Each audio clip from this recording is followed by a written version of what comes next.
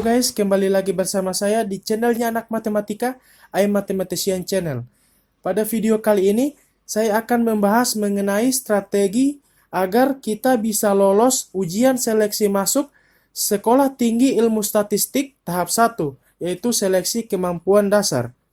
Baik, untuk jadwalnya sendiri, ujiannya pada bulan Juli, menunggu kepastian dari BKN. Untuk lokasinya juga menunggu kepastian dari BKN. Kemudian untuk pengumuman hasil ujian seleksi tahap 1 pada tanggal 4 Agustus tahun 2020, lokasinya yaitu di website SPMB Politeknik Statistika STIS. Oke?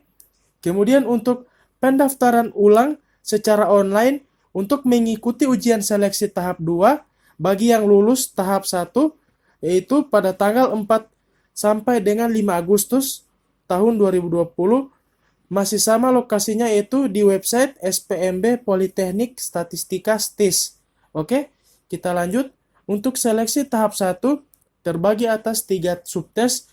Yang pertama yaitu tes intelijensi umum atau TIU, yang kedua yaitu tes wawasan kebangsaan atau TWK, dan yang ketiga yaitu tes karakteristik pribadi atau TKP. Untuk masing-masing tes memiliki passing grade-nya masing-masing. Berikut passing grade-nya. Untuk tes intelijensi umum, passing grade-nya yaitu 75 dengan jumlah soal 30 nomor dan bobot penilaian tiap nomor yaitu benar 5, salah 0. Untuk TWK sendiri, passing grade-nya yaitu 80 dengan jumlah soal 35 nomor dengan bobot penilaian sama seperti tes intelijensi umum yaitu benar 5 poin dan salah 0 poin. Untuk TKP, tes kepribadian atau tes karakteristik pribadi, passing grade-nya yaitu 143 dengan bobot penilaian minimal 1 sampai dengan maksimal 5. Jadi, untuk bagian TKP, di sini setiap pilihan jawabannya memiliki poin-poin tersendiri dari 1 sampai dengan 5.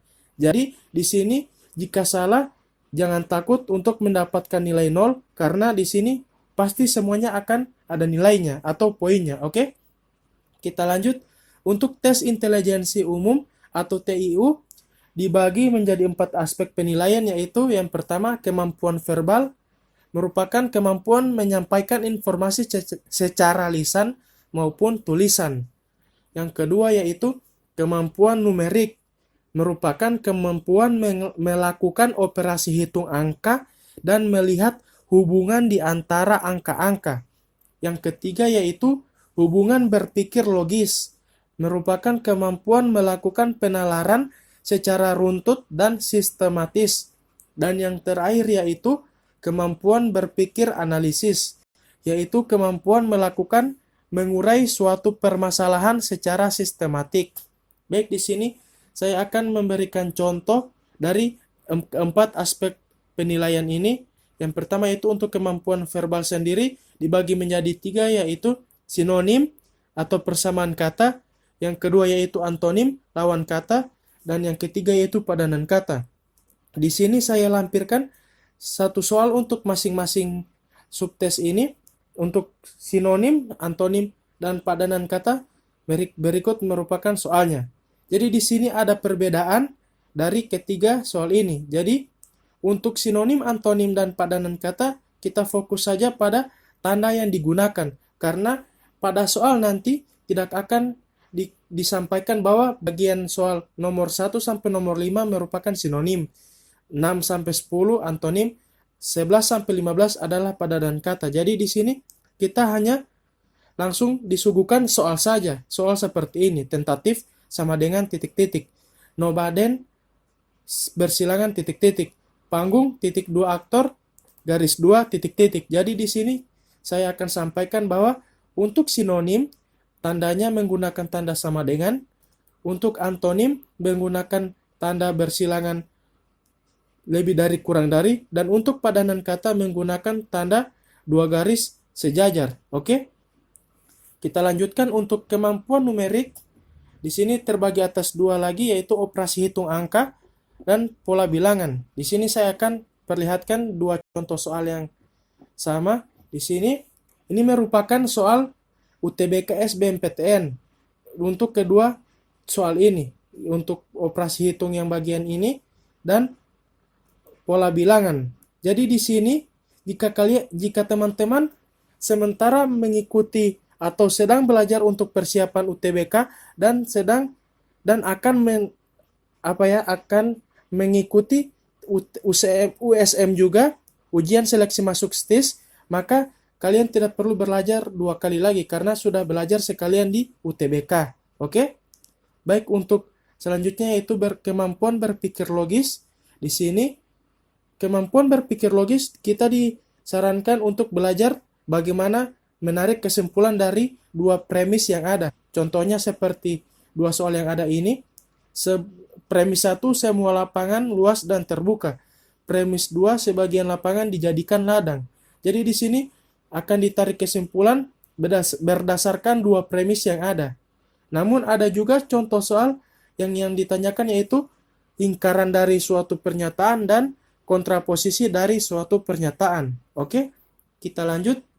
Untuk kemampuan berpikir analisis, di sini kita dianjurkan untuk fokus melihat gambar-gambar yang ada dari pilihan-pilihan ganda, pilihan yang ada di soal.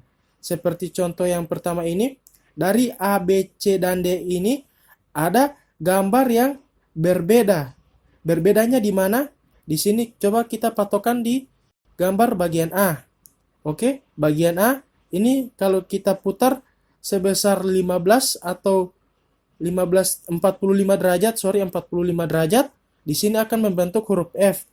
Sedangkan ini jika kita kita putar atau kita rotasi sebesar 135 derajat, ini akan membentuk kebalikan dari bentuk F ini. Jadi dari kelima pilihan jawaban ini akan ada jawaban yang tidak sama bentuknya dari kelima jawaban ini. Oke?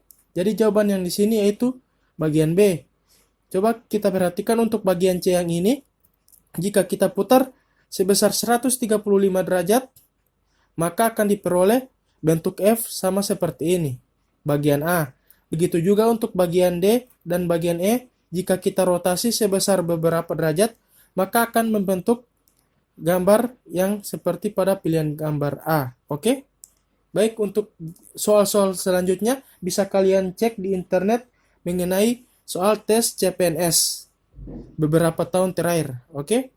Kita lanjutkan untuk tes wawasan kebangsaan sendiri, dibagi beberapa aspek penilaian juga, yaitu yang pertama, nilai-nilai 4 pilar kebangsaan Indonesia, yaitu Pancasila, Undang-Undang Dasar 45, Bhinneka Tunggal Ika, dan Negara Kesatuan Republik Indonesia.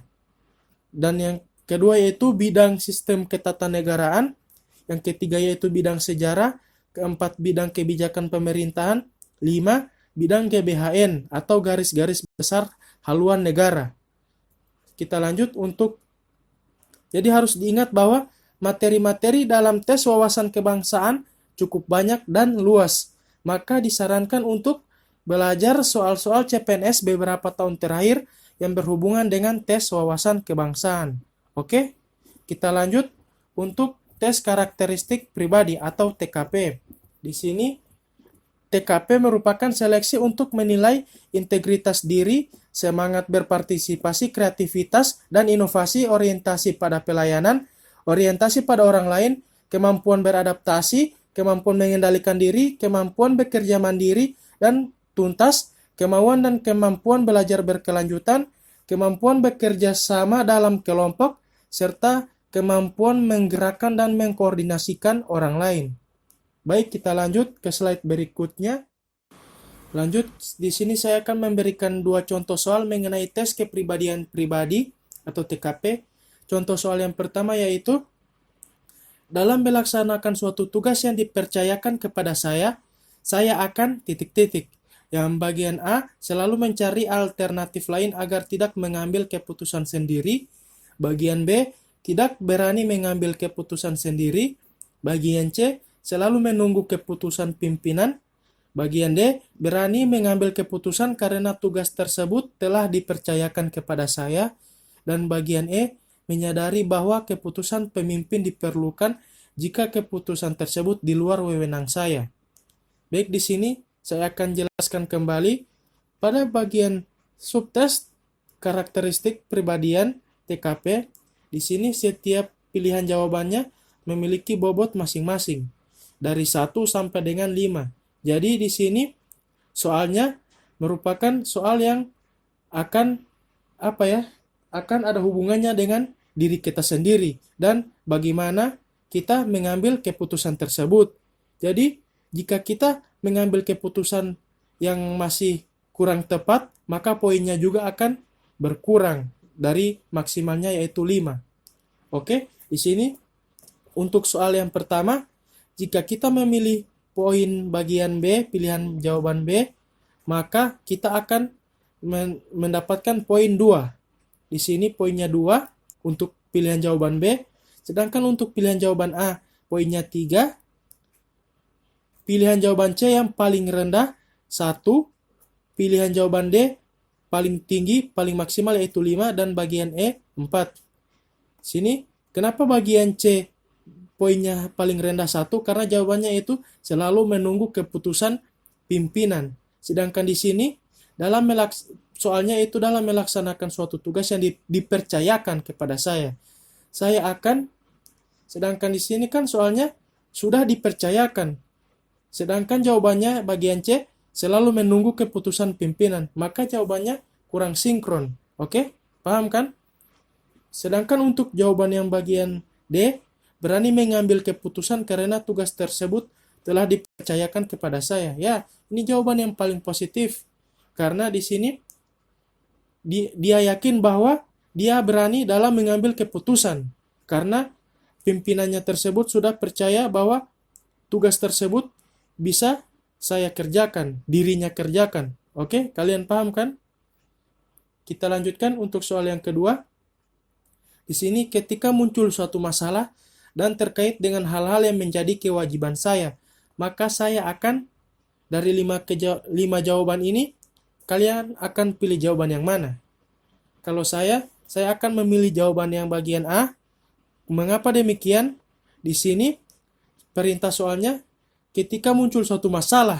Jadi di sini ada sebuah masalah dan masalah tersebut ada hubungannya dengan kewajiban yang saya miliki di kantor. Seperti ini merupakan bawahan-bawahan saya yang melakukan kesalahan. Jadi bisa saja pimpinan di atasnya saya akan marah dan menegur saya kan. Jadi otomatis saya harus bertanggung jawab atas bawahan-bawahan yang telah melakukan masalah tersebut. Jadi untuk soal kedua ini bobot nilainya untuk bagian A 5 paling tinggi akan bertanggung jawab.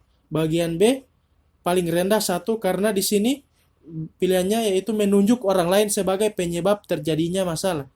Sebenarnya ini bisa saja terjadi jika bukan diri kita yang melakukan kesalahan tersebut. Namun ini kan di sini ada kata yang terkait dengan hal-hal yang menjadi kewajiban saya atau diri kita. Otomatis apapun masalah yang datang bukan dari diri kita, namun itu melibatkan diri kita, otomatis kita juga akan terkena dampaknya. Oke?